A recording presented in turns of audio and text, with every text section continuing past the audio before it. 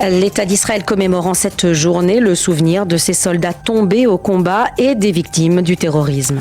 Oui, effectivement, ce matin à 11h, heure locale, une sirène du souvenir de 2 minutes retentira dans tout le pays et des millions d'Israéliens se lèveront et se mettront au garde à vous pour évoquer et se souvenir à la mémoire des 24 312 soldats tombés pour qu'Israël vive et des 4 455 victimes du terrorisme qui ont été associées à ce deuil national au début des années 2000. Ensuite débuteront dans des dizaines de cimetières militaires du pays des cérémonies à la mémoire des soldats.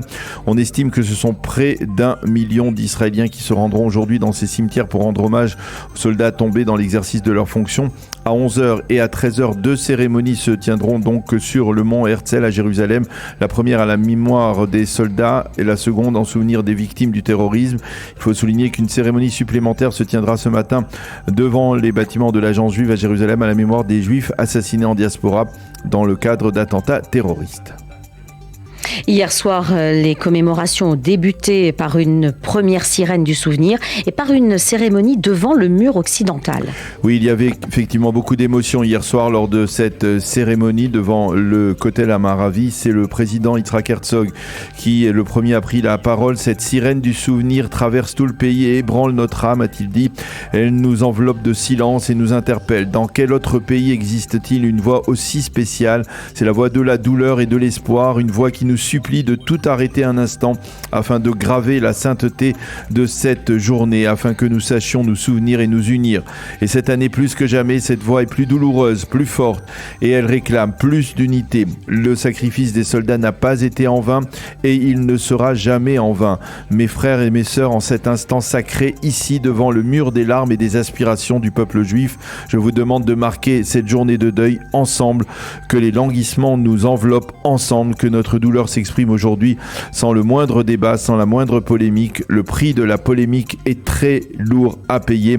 Aujourd'hui, l'heure est venue de réaffirmer que nous n'avons qu'un seul pays et qu'une seule armée, a dit le président Herzog. L'autre intervenant, Daniel, de cette cérémonie a été le chef d'état-major de Tsahal. Oui, en effet, dans son intervention, le général Herzi Halevi a raconté sa première rencontre avec une famille endeuillée lorsqu'il n'était encore qu'un adolescent. Chaque soldat qui s'enrôle, a-t-il dit, arrive avec son bagage personnel, mais en entrant dans l'armée, ces soldats deviennent des compagnons d'armes. Ils dorment côte à côte et se protègent dans les embuscades. Demain, nous serons dans les cimetières militaires aux côtés des familles endeuillées.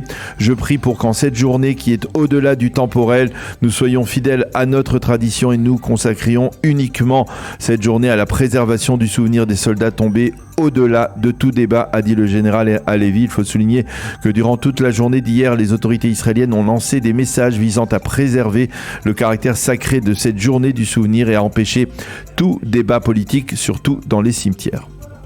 Eh oui, mais l'instant le plus émouvant, Daniel, de cette cérémonie, c'est bien sûr, comme chaque année, la récitation du Kaddish. Oui, un Kaddish qui a été récité cette année par Shalom Yaniv, le père de Hallel, et Yagel Yaniv, 2 frères qui ont été assassinés par un terroriste dans le village de Khawara fin février, il y a quelques semaines à peine. Mais à ses côtés se trouvait hier soir devant le Kotel Tsur Yehuda, le jeune frère de Hallel et de Yagel, qui célèbre aujourd'hui par un terrible hasard sa bar mitzvah. Et donc la première mitzvah que ce jeune garçon a respectée hier soir a été de réciter avec son père le Kaddish à la mémoire de ses 2 frères disparus. Lorsque le jeune Tsur Yehuda a récité ce Kaddish poignant, beaucoup d'Israéliens ont laissé couler leurs larmes devant leur téléviseur.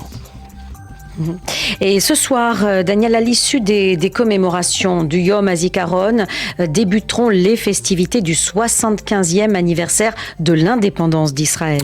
Oui, et c'est alors que dans une transition souvent douloureuse pour les familles endeuillées, des millions d'Israéliens célébreront donc leur journée de l'indépendance.